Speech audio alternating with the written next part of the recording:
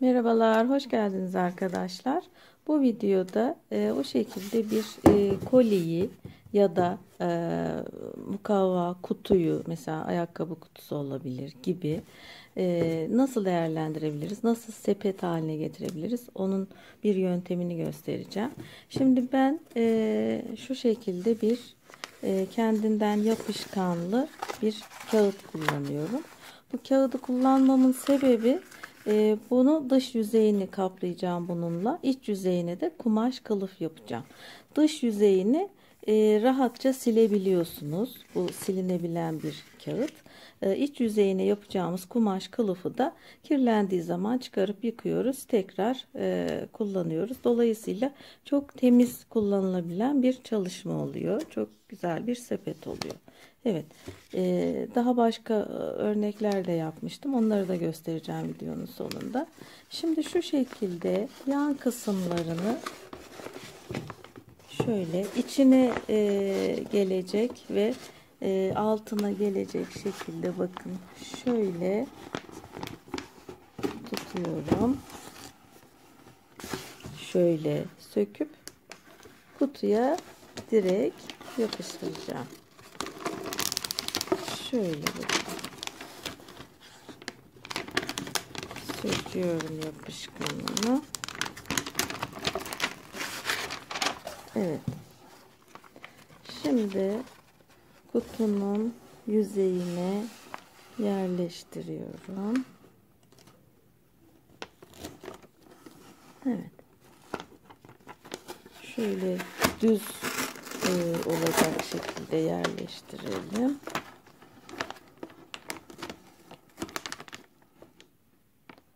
Şu şekilde. Evet. Yerleştirdim.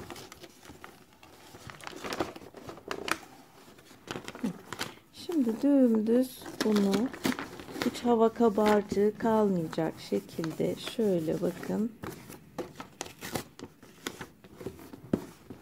Dümdüz. Evet, bu şekilde alt kısımdan da yapıştırıcıyı söküp şöyle çok kolay bir şekilde yapıştırıyoruz. Evet, bütün dış kenarları bu şekilde kapladım bakın. Şimdi şu kısımlardan keseceğiz. Evet, burası kutunun tabanı. Şöyle köşelerden kesiyoruz. Evet, kestiğimiz yerden tabana doğru şu şekilde yapıştırıyoruz.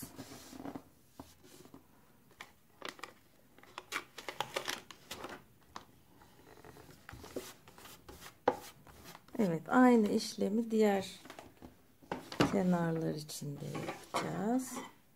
Köşeli keserseniz daha rahat katlanıyor arkadaşlar. Şöyle bakın, dümdüz şu şekilde.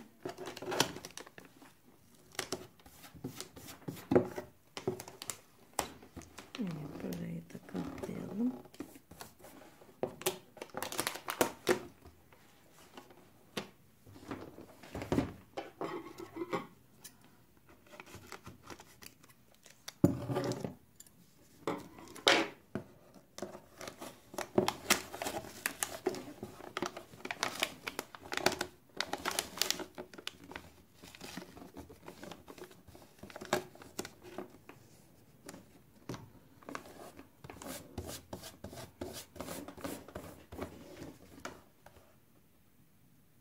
Kutunun tabanını bu şekilde kenarlardan kapladım. Şu orta kısmı tekrar kaplayacağım. Şimdi iç kısmına dönelim.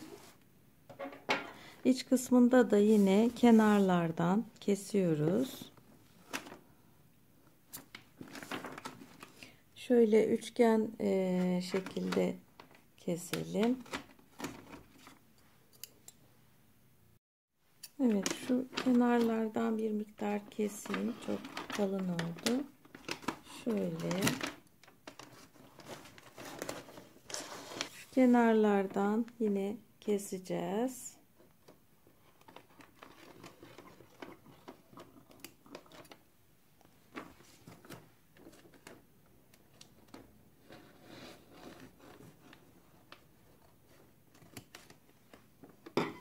Evet, bu sefer şöyle içe kıvırıyoruz. Yine hava kabarcı vermeyecek şekilde. Bakın şöyle.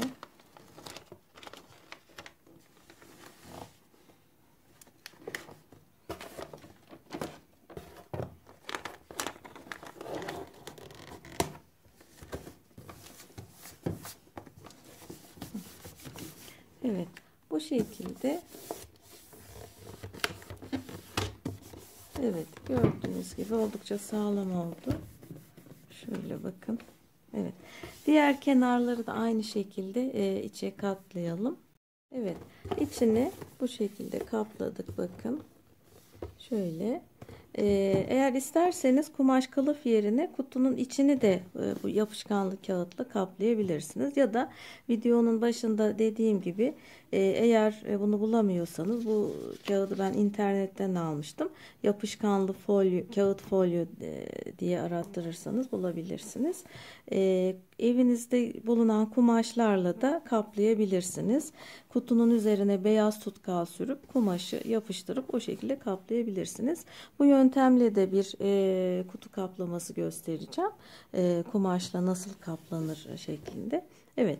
Şimdi taban kısmımız bu şekilde kalmıştı. Bunu da tamamlayalım arkadaşlar. Şöyle bir miktar keseceğim. Şu orta kısmını kaplayacak kadar. Evet, bu şekilde bir parça kestim. Onun da yapışkanını ayırıp kaplayalım.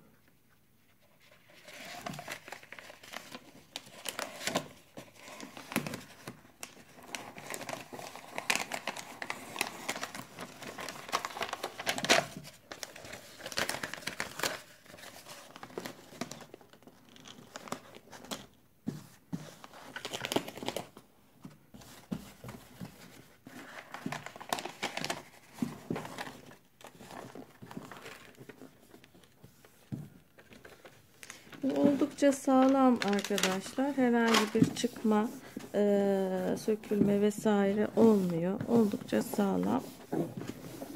Evet. Taban kısmımızı hallettik. Evet. Şimdi kumaş kılıf hazırlayacağız.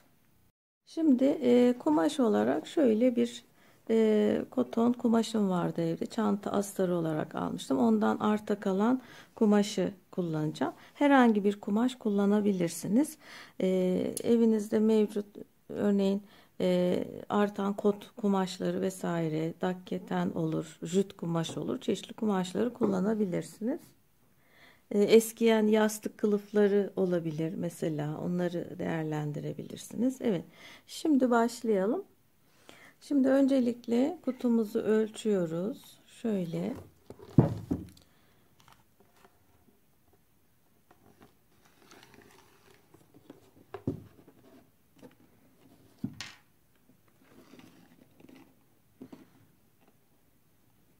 Evet. Bu şekilde benim kutumun genişliği 59,5 santim oldu. Evet. Şimdi bir de şu kenardan ölçeceğiz.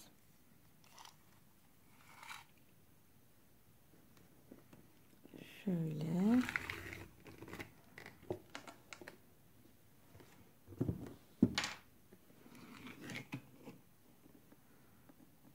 Evet. Bu da 65 santim. Bir de kumaşın dışarı kıvrılma mesafesi var ve bir de katlama payı var. Onun için de bir 4 santim daha ekleyerek kumaşı bu şekilde keseceğiz. Evet, kumaşı hazırladım arkadaşlar. Şimdi bir kez de şablon üzerinden göstereyim kumaşı nasıl hesaplayıp kestiğimi. Şimdi öncelikle kutunun kısa kenarından şöyle şu kırmızı çizgiyle gösterdiğim şekilde şu kenardan tuttum mezuramı, şuradan ve şuradan ölçtüm. O ölçü 59,5 santim çıktı. Her iki tarafa da hem bu tarafa hem bu tarafa 5'er santim dışa kıvrılma ve dikiş payı ekledim. 59,5 artı 5 artı 5 69,5 santim oldu. Sonra bir de uzun kenarı ölçtüm. Şu yeşil çizgiyle şuradan başlayıp şuradan devam edip şu şekilde dış yüzeyinden. O da 65 santim. 5 5 daha ekleyince 75 santim oldu. Yani kesilecek kumaş şöyle bir dikdörtgen. Uzun kenarı 75 santim, kısa kenarı 69,5 santim olacak şekilde kumaşımı kestim. Evet, kumaşı kestik. Şimdi şu kutumuzun, kolimizin kenar uzunluğunu ölçüyoruz. Şöyle bakın. 14,5 santimlik bir kenar yüksekliği var. Şimdi yine aynı şekilde bir mukavva keseceğiz. 14,5 santime 5 santimde dikiş ve katlama payı ekleyerek 19,5 santim olacak şekilde kenarları şöyle bir mukavvadan kare keseceğiz.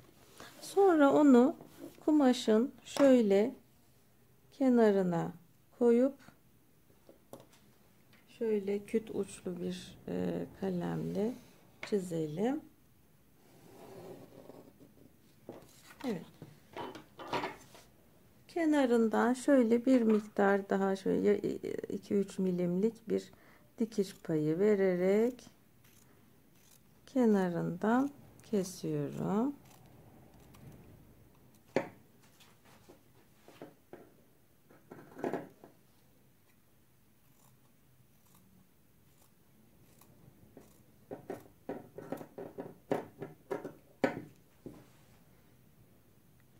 Evet, bu şekilde bir parça çıkardık. Diğer köşeler için de aynı işlemi uygulayalım.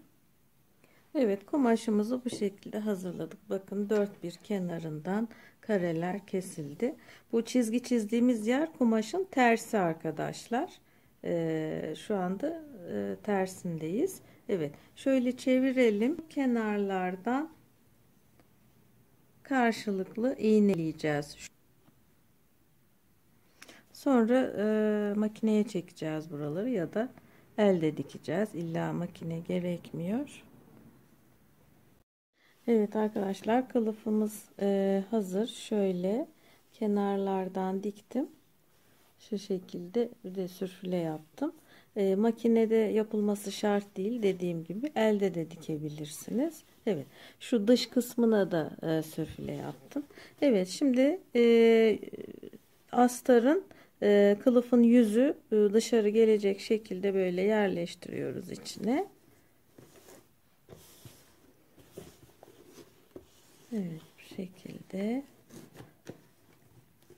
yerleştirelim. Bir miktar böyle kenardan sarkacak. Şu şekilde. Evet.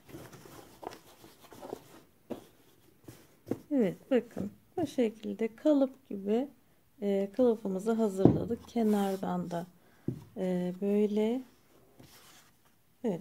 Şimdi şu kenar kısım süslemesi için şöyle bir fisto kullanacağım. Şimdi bu fisto beyazdı. Şöyle beyaz uygun olmaz diye bunu çay suyunda beklettim. Bu şekilde bu rengi almasını sağladım. Çay suyunda bekletirken şimdi bu kılıf kirlendiği zaman yıkanacağı için bu rengin solmaması için çay suyuna bir miktar böyle bir tatlı kaşığı kadar sirke ve biraz şeker koyuyoruz. Bu rengin sabitlenmesini sağlıyor. Şimdi şu fisto üzerinden kurdele geçirilecek tarzda bir fisto. Buna uygun renkte kurdeleme olmadığı için şöyle bir iplik kullanacağım. Evde olan ipliklerden. Evet. Şimdi bu ipliği 2 kat yaptım. Şöyle bakın. 7 numara tığımla iri iri zincir çekeceğim.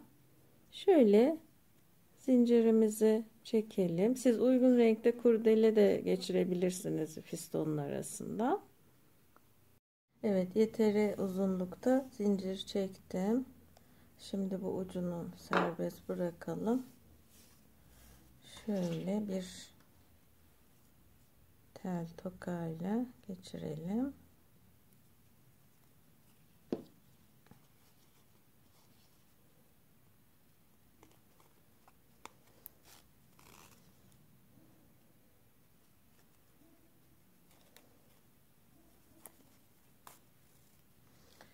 Evet. Bu şekilde geçireceğiz. Sonra kılıfın kenarına dikeceğiz. Şöyle. Şu su taşını da dikeceğim. Evet, sepetimiz hazır arkadaşlar. Bu şekilde diktim. Şöyle. Evet, çok tatlı, kullanışlı bir sepet oldu. Kirlendiği zaman kılıfı çıkarıp yıkayacağız. Dışını da güzelce sileceğiz. Evet. Evet, bir de şöyle karşıdan bakalım. Evet, bu şekilde. Bu yöntemin en güzel tarafı da böyle iç kılıfının çıkarılıp yıkanılabilmesi kirlendiği zaman. Bu yönden çok kullanışlı. Evet. Evet, bu sepetler de daha önce yaptığım sepetler. Halen çok severek kullanıyorum. Şöyle, bunu mesela hobi dolabında böyle yün sepeti olarak, bunu da banyo dolabında kullanıyorum. Evet, bu şekilde. Umarım faydalı bir video olmuştur. Diğer projelerimde görüşmek üzere. Şimdilik hoşça kalın.